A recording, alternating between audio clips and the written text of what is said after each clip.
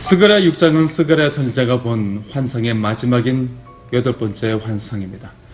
8개 환상은 모두 하룻밤에 보여진 환상들입니다. 곧 다리오 왕 2년 11월 24일 하룻밤 동안입니다. 스가랴의 마지막 환상은 구리로 만들어진 산 사이에서 나오는 4개의 병거의 환상입니다.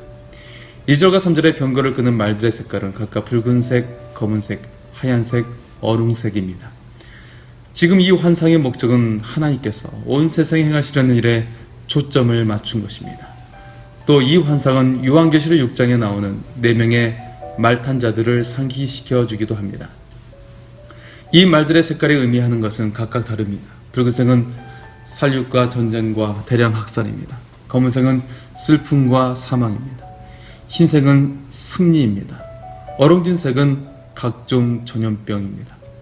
즉 하나님의 심판이 시작될 것을 의미하고 있습니다. 구리산이 의미하는 바는 하나님의 진노의 심판을 가리킵니다. 거기서 내 병거가 나온다는 것은 심판하기 위한 목적으로 나오는 것입니다. 5절의 천사가 말하길 이들은 하늘의 내 바람인데 주 앞에 모셨다가 나가는 것이라는 설명을 듣습니다. 내 바람은 온 세상을 향한 심판이 될 것과 그것이 바람과도 같이 빠르게 임할 것임을 암시합니다. 6절의 검은 말이 북편으로 향하고 흰 말이 그것을 따릅니다. 이 길은 바벨론으로 향하는 길입니다. 곧 바벨론에 대한 하나님의 심판이 죽음을 가져올 것이고 곧이어 하나님의 승리가 임할 것을 의미합니다.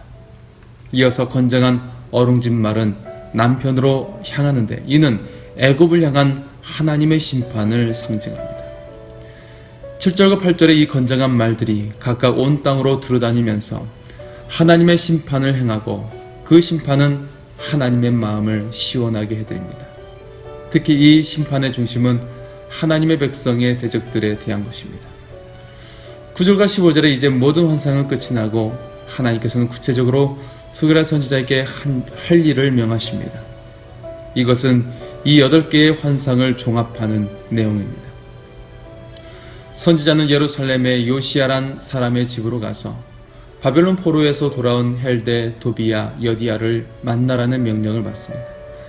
그들이 가지고 있는 은과 금을 취하여 면류관을 만들어 대제사장 여호수아의 머리에 그 면류관을 씌우고 하나님의 말씀을 전하길 싹이라고 이름하는 사람이 자기의 곳에서 나와서 여호와의 성전을 건축하리라는 말씀을 전합니다.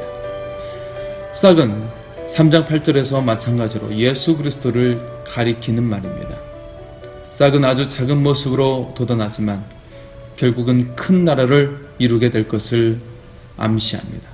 그리고 13절에서 그는 영광을 얻을 것이고 왕이 앉아서 다스리며 제사장이 또한 그 왕위에 있을 것이라고 말씀합니다.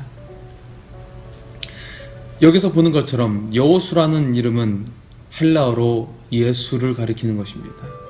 그렇기 때문에 대제사장이 되시는 예수 그리스도를 말하는 것임을 알 수가 있습니다. 이처럼 예수 그리스도의 복음이 처음에는 작게 연한 순처럼 시작하게 되지만 결국 온 땅에 퍼지고 그리스도께서 온 세상을 통치하심을 보여주고 있는 것입니다. 13절 하반절에 이 두 사이에 평화의 은원이 있으라는 말씀은 구약시대에 제사장직과 왕권은 구별되어 있었지만 우리 주님 그리스도께서 완전하게 하나가 되어 그리스도가 제사장으로서 그리고 왕으로서 통치하실 것을 가리키고 있습니다. 그런데 여기서 또 하나 주목하게 되는 것은 15절에 먼데 사람이 와서 여호와의 전을 건축한다는 말씀입니다. 여기 먼데 사람은 곧 2장 11절에 그날에는 많은 나라가 여호와께 속하여 내 백성이 될 것이요 라는 말씀과 연결됩니다. 결국 이 성전은 유대인만을 위한 것이 아니라 성전 대신 그리스도께서 오실 때 그분은 온 세상을 위한 구주가 될 것이라는 말씀입니다.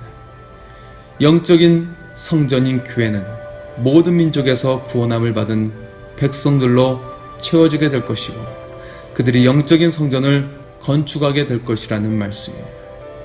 성전이 세워진다는 것은 단순히 이전의 예배를 회복한다는 수준이 아니라 하나님께서는 오실 그리스도께서 참 성전이 되시고 그리스도의 몸인 교회를 세우시며 그 교회의 온 세상 모든 민족 가운데 구원받은 백성들로 채워지게 될 것이라고 말씀하시는 것입니다.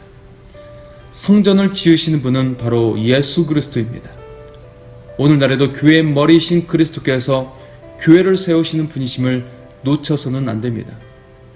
사람의 힘으로 하는 것이 아니고 어떤 특정한 영적 지도자에 의한 것도 아니라 바로 그리스도를 통해서만 세워져야 한다라는 사실입니다.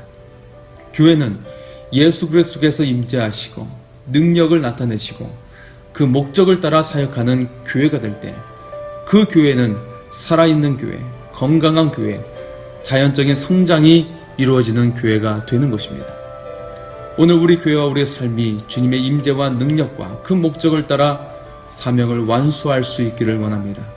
그럴 때 주님께서 우리와 함께 하시며 주님의 영광을 우리에게 비춰 주실 것입니다. 오늘도 이처럼 주님의 그 사명을 감당하는 우리 모두의 삶이 되기를 소원합니다. 하나님께서 여러분을 사랑하십니다.